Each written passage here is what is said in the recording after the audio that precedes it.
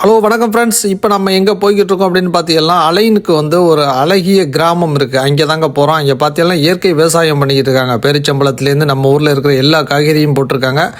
அங்கே தான் இப்போ போய்கிட்டு இருக்கோம். இந்த வீடியோவை முழுசாக பாருங்கள். அப்போ தான் உங்களுக்கு இதில் என்ன சொல்ல வர்றோம், இயற்கை விவசாயத்தை பற்றி தெரியும். வாங்க போகலாம். இப்போ துபாய் அப்படின்னோடனே நீங்கள் எல்லாம் நினைக்கிறது மாதிரி பாலைவனமாக இருக்குது. இங்கே எப்படி விவசாயம் பண்ணுவாங்க அப்படிங்கிறது எல்லாருக்குமே ஒரு சந்தேகம் இருக்கும். ஆனால் நம்ம நாட்டில் பார்த்தீங்கன்னா நம்ம காவேரி பிரச்சனையாக இருக்கட்டும், தண்ணீர் கொடுக்கல அப்படிங்கிறது விவசாயிகள் போராடிக்கிட்டு இருப்பாங்க. ஆனால் இங்கே பார்த்தீங்கன்னா எல்லா இடத்துலையுமே சொட்டு நீர் பாசனம் தான்.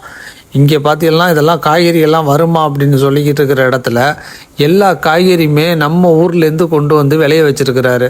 இதில் இன்னொரு விஷயம் என்னென்னு பார்த்தீங்கன்னா எல்லாமே இயற்கை முறை தான். எந்த ஒரு உரமுமே போடாமல் இவங்க நேரடியாக இதை அரசே கொள்முதல் பண்ணி நல்ல விலைக்கு விற்றுக்கிட்டு இருக்கிறாங்க. இது போல் விவசாயம் பண்ணால் யாருக்கும் எந்த ஒரு பாதிப்பும் வராது.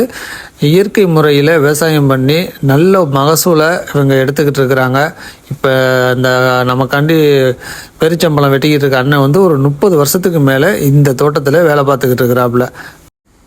நம்மளோட முழு வீடியோவும் நம்மளோட யூடியூப் சேனலில் இருக்குது. மறக்காமல் பாருங்கள். உங்களுக்கும் இயற்கை விவசாயம் எப்படி பண்ணுறாங்கங்கிறது தெரியும். நன்றி, வணக்கம்.